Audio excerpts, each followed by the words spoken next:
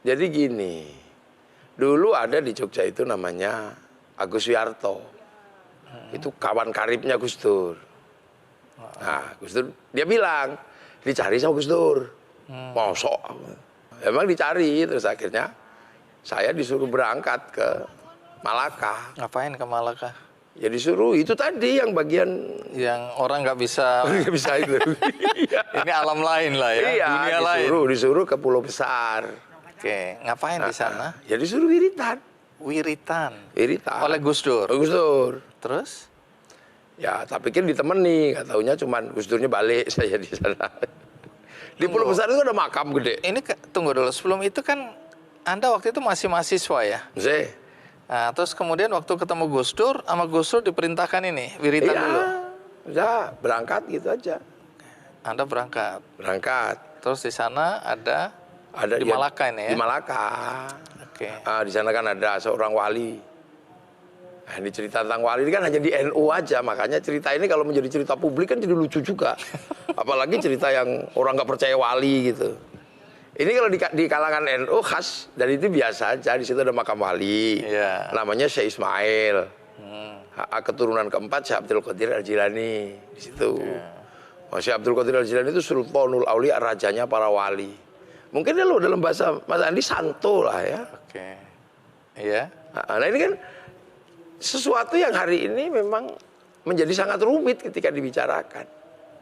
Karena ini wilayah-wilayah yang sangat dalam pandangan positivistik, ini kan nggak realis. Gitu kan, ini kan nggak realis. Nah itu makanya hal-hal seperti ini menjadi ketika disampaikan ke ruang publik ya ada yang happy-happy aja, ada yang itu ngomong apa gitu kan. Emang ini sebenarnya wilayah-wilayah yang tersembunyi. Karena wali itu tidak ada yang mengerti kecuali wali. Oke. Dan jadi, itu hanya bakasan-bakasan di kalangan santri. Berapa lama Anda di Malaka? Ya sehabisnya Asmaul Husna itu. Asmaul Husna kan 99. Oke. Ya sebanyak itu harinya. Terus ketemu sesudah ular. Itu balik ketemu Gus Dur. Ya sudah. Karena di beberapa foto kan Anda ada di belakang Gus Dur, di samping Gus Dur. Itu sudah foto sudah zaman Gus Dur berkuasa itu. Iya. Nah, kalau itu kan sebelumnya. Oke, iya. Tapi kan belakangan kemudian Anda dipanggil oleh Gus Dur kembali, terus mendampingi. Enggak juga. Kalau dunia lainnya aja. Jadi kalau ada Anda berarti ada sesuatu. Ada sesuatu gitulah. Nah itu tanya aja Sleman. Oke. Jadi kalau ada sesuatu yang apa gitu, panggil. Ya gitu aja jadi. Bukan yang resmi-resmi pakai jas gitu. Melihat soal sesajen aja dulu. Sesajen ini ada yang pro dan kontra. Kalau Anda sendiri? Jadi sesajen itu sesungguhnya kan persembahan. Ya kan? Nah, dulu. Nenek moyang kita itu ada beberapa jalan survival. Seperti nyangkul. Nyangkul capek. Akhirnya pelihara sapi. Sapi kan harus dikasih makan. Sekarang traktor. Traktor kan harus dikasih bahan bakar. Nah, dunia ini selain manusia yang kelihatan dan makhluk yang nampak, kan banyak sekali makhluk-makhluk yang tidak nampak. Nah, di zaman itu sistem survivalnya banyak berhubungan dengan makhluk-makhluk di luar manusia. Kan eranya masih era seperti itu, era survival. Nah, itu sebenarnya tanggung jawab kiai untuk memutus mata rantai itu. Maka kiai harus memahami dunia itu. Dulu nenek moyang kita bagaimana yang ditembak Belanda nggak mempan. Bagaimana kemudian ada yang tahu-tahu suruh ngambilin kelapa, tapi bukan manusia. Nah, makhluk-makhluk ini kan juga harus dikasih makan dulunya. Nah, kita ini dikasih tanggung jawab. Kita ajak ngomong makhluk-makhluk itu. Kamu sekarang sudah bukan waktunya lagi makan. Karena nenek-nenek anak-anak sekarang sudah punya teknologi di luar teknologimu. Ini kan teknologi yang disebut teknologi makhluk astral itu, Mas Andi. Nah itulah makanya kiai itu jangan mudah-mudah. Dulu sebelum ada agama yang diajarkan oleh Rasulullah masuk sini, nenek moyang kita itu biasa berhubungan dengan kayak gitu. Ngangkat batu gede sebelum ada traktor, bulldozer, pakai apa? Mereka pasti juga minta sesuatu. Nabi Sulaiman, iya kan kelasnya Nabi, bangun istana Salomon itu gede-gede, pakai makhluk seperti itu. Berhubung Nabi, dia nggak minta jatah, nggak minta upah. Tapi tempat kita yang orang biasa, makhluk begitu minta upah. Dalam bentuk sesajen itu. Dalam bentuk sesajen itu awalnya. Nah, tugas kiai menego sebenarnya. Jangan memusyrikan, jangan mengkafirkan. Jangan mengatakan itu nggak ada. Karena kamu datang belakangan. Kamu nggak pernah bertanggung jawab pada survivalnya mereka sebelum kamu datang. Jadi agama juga jangan sombong dong. Jangan angkuh. Kan gitu. Ini kan baru datang, peradabannya sudah ada. Tiba-tiba langsung sapu bersih, nggak bisa begitu. Nenek moyang kita sebelum agama itu datang, survivalnya seperti itu. Maka ada di dalam tradisi pesantren mempelajari ilmu-ilmu untuk memutus mata rantai itu. Agar apa? Agar dia berhenti, berubah menjadi manusia yang tidak lagi tergantung dengan yang seperti itu. Ini kan fase. Jadi ibaratnya momong manusia itu dohiron wa batinan, dari yang kelihatan dan yang enggak kelihatan. Apakah itu pula termasuk yang membuat Anda juga waktu itu seakan-akan ya bisa memahami ketika ribut-ribut soal pawang. Karena di motor GP itu, ya, nah itu kan ribut, ada Mbak Rara, pawang supaya nggak hujan, ya. Nah, kan orang banyak bilang, wah ini nggak bisa ini, ya syirik lah, musyrik lah, macam-macam tanggapan negatif ya dari perspektif agama. Nah, tapi kan Anda salah satu yang mengatakan nggak ada masalah sebenarnya ini. Nah, apakah itu alasan yang sama? Ya, air hujan itu misalnya, kan bisa turun ketika ada air. Tapi ketika tidak ada air, bisa dibikin air hujan pakai teknologi. Artinya ini kan sesuatu yang sederhana saja. Jadi dia bisa, manusia bisa mengatur bagaimana hujan itu turun karena dia air. Air itu molekulnya bisa dipahami oleh manusia. Jadi ketika manusia bisa memahami molekul air, dia bisa bikin. Makanya ada apa yang bawa pesawat itu. Nah, dulu nenek moyang kita lebih efektif. Bahwa ada molekul-molekul dan partikel-partikel yang bisa tabrakan. Nah itulah berdoa kan. Hanya masalahnya,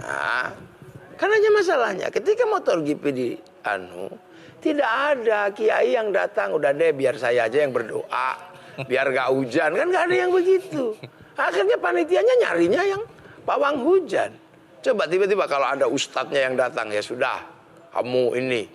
Itu kan sama dengan mengatakan, ada orang mengatakan bank haram. Tapi ustadz yang mengatakan ketika yang utang bank itu datang ke tempat ustadz, ya udah daripada banknya haram, udah kamu aja yang saya utangi, kan jadi juga. Nah itu problem, dan itu di tengah masyarakat kita. Itu masih ada. Jadi yang kayak gitu mesti dipahami, dan itulah makanya itu tugas kiai. Makanya kiai itu kan tugasnya banyak, karena di Jawa itu kiai itu kan ada yang juga cuman manusia, Mas Andi. Ada kebo juga kiai selamat. Iya kan? Ada tombak kiai pleret.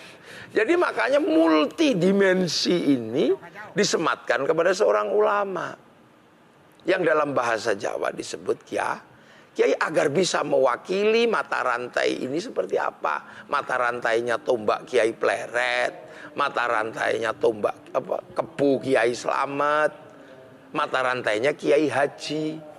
Kan gitu. Nah, simpulnya akhirnya kan ada pada ulama. Nah, jadi ulama makanya oleh para orang tua dulu, para wali disebut kiai itu agar bisa memahami arus masyarakat yang berada di kiai selamat, arus masyarakat yang ada di kiai pleret. Makanya tidak disebut ustadz. Kan gitu. Makanya tempatnya langgar. Karena di situ punya dinamika apa saja agar umat bisa masuk berada di situ. Kalau musola hanya tempat sholat. Makanya kiai itu langgar. Muridnya ya macam-macam. Kalau tilmidun, muridun itu hanya belajar agama. Tapi kalau santri itu ya isinya ada yang sambat nggak punya uang, ada yang problemnya. Makanya namanya sudah kiai. Makanya karena kiai dulu dipakein jubah. Tapi karena ustadz dipakein jubah, begitu kiai jubahnya dipotong kan. Baju syar'i dipotong, potongannya jadi syar'un ini. Dulu di Jawa nggak punya huruf ain, punyanya mogo potongo, maka syar'un jadi sarung. Loh, kan orang nggak boleh, ini lebur bersama masyarakatnya. Maka sebutannya kiai. Sehingga dia harus memahami dimensi kiai-kiai yang lain. Karena kalau kiai ulama ini di luar struktur yang ini, itu kalau nggak ada wasitnya, karena selalu mengatasnamakan Tuhan. Makanya oleh para orang-orang, oleh nenek moyang kita diturunkan, kamu itu kiai. Sebagai manusia kamu kiai haji, seorang ulama, tapi kamu harus bisa memahami mata rantainya kiai pleret, kiai guntur madu yang gamelan. Makanya jangan heran kalau kiai itu dinamikanya insya Allah. Dan gak jarang orang tahan menjadi kiai. Soal ambil air itu yang diperintah oleh Gus Dur ya. Nah waktu itu kan air itu sinarnya itu ada di tengah laut. Laut ya. Dan dengan ombak sebesar itu dan laut sedalam itu, Anda bisa mengambil sampai ke titik di mana ada sinar itu. Bagaimana nalar kita bisa? Jadi sama Mbah Hakim itu, Mbah Hakim Nganjuk. Iya. Pondok pesantren sekarang. Mbah Hakim ini ya. Mbah Hakim itu mursyid Sadiliyah. Wah itu laut. Nah kita itu kayak gak inget aja. Jadi, nah itu airnya ambil ya, kita ambil gitu aja. Setelah di pinggir baru inget lah, ini kan tadi laut. Jadi itu nggak bisa diceritakan pakai logika manusia. Kan gitu. Jangankan tentang itu, tentang cintanya nggak bisa diceritakan dengan logika. Susah, saya juga nggak bisa cerita. Jadi sering kejadian kayak gitu, Mas Andi. Terakhir ini misalnya, kita juga lupa. Ini cerita sekedar cerita aja ya. Iya. Di Mekah kemarin kan kreditnya luar biasa. Nih, saya kreditnya luar biasa. Jadi antara Mina sama Makkah itu tidak ada alat angkut, sudah macet semua. Taksi macet, apa-apa macet. Saya sama istri. Terus ya udah deh, kita setelah ini nafar awal kita ke Mekah. Nah, istri saya bilang, ayo mas, siapa tahu nanti kita bisa, kalau enggak ya jalan kaki kan gitu. Orang nyari angkutan nggak ada, semua kendaraan berhenti. Tiba-tiba ketika saya keluar, itu ada base tulisannya Indonesia. Zam-zam abadi itu, kalau nggak salah zam-zam abadi. Nah, saya berdiri di antara kerumunan orang yang demikian banyak. Tiba-tiba ada base itu berhenti. Kernetnya datang ke saya, Kiai ikut saya aja kalau mau ke Mekah. Saya naiklah ke base itu, yang lain nggak boleh masuk. Isinya cuma dua, saya sama istri saya. Diantarlah sampai ke Mekah, sampai ke hotel. Sampai di hotel, saya telepon, aku sampai hotel. Mana mungkin, kata saya video call, saya sampai. Itu ingat juga ketika sudah sampai di hotel itu. Di address hotel di Jabal Umar. Tadi itu base apa? Ini baru kemarin. Jadi ketika itu kita nggak tahu.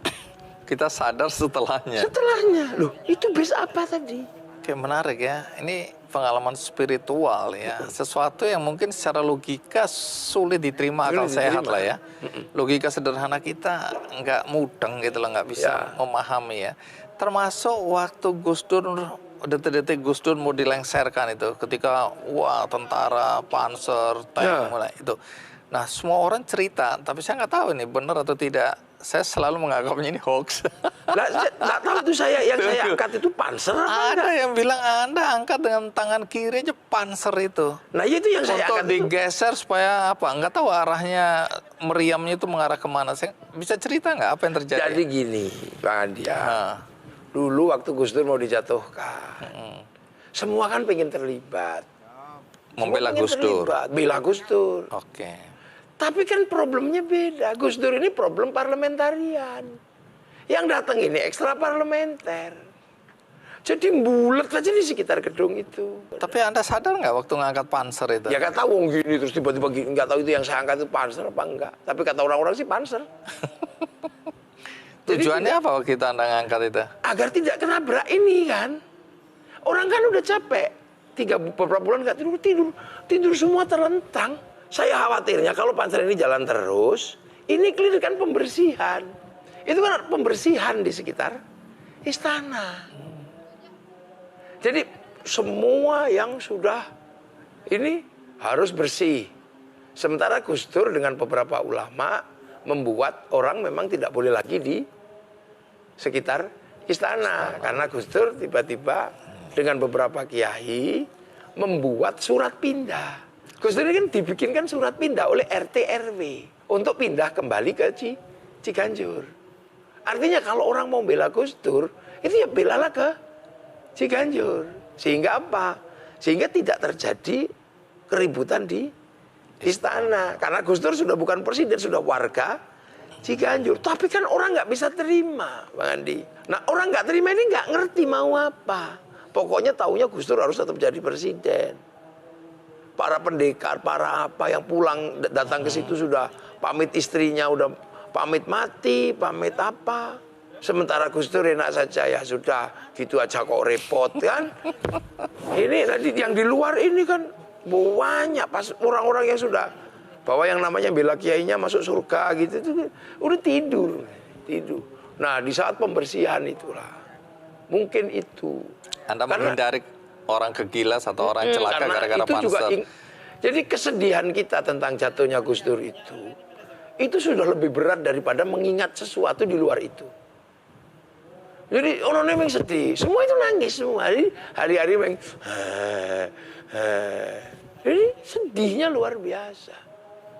Jadi kesedihan, tapi bahwa itu tidak terjadi pertumpahan darah itu sudah luar biasa karena Gus Dur bikin surat pindah.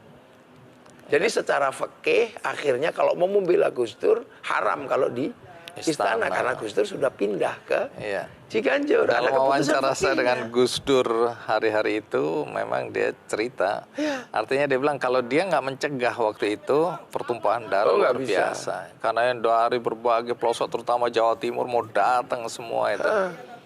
Baik, ada satu lagi cerita yang berkaitan dengan ya mau dibilang mistik, mau dibilang kesaktian, mau dibilang apapun juga sesuatu yang secara logis susah diterima akal sehat. Ketika Anda pamit dari pondok pesantren Anda mau ke makam Wali Songo ya bersiarah ke makam Wali Songo. Itu kalau pakai logika saya nggak tahu Anda jalan kaki pakai kendaraan atau apa harusnya 3 bulan. Tapi baru 3 hari Anda pulang dan Anda menyatakan Anda sudah bersiarah ke Wali Songo. Itu bagaimana menjelaskannya? Jadi diminta, jadi kan ada santri-santri itu kan cari ijazah kan dulu. Bagaimana kemudian, karena selalu dibilang santri itu kalau tirakat gitu. Kalau tirakat pilihannya jadinya 3. Kalau nggak ngalim itu ya kaya. Gitu. Kalau nggak kaya pasti hidupnya bermanfaat untuk orang banyak. Yang penting riyadhah.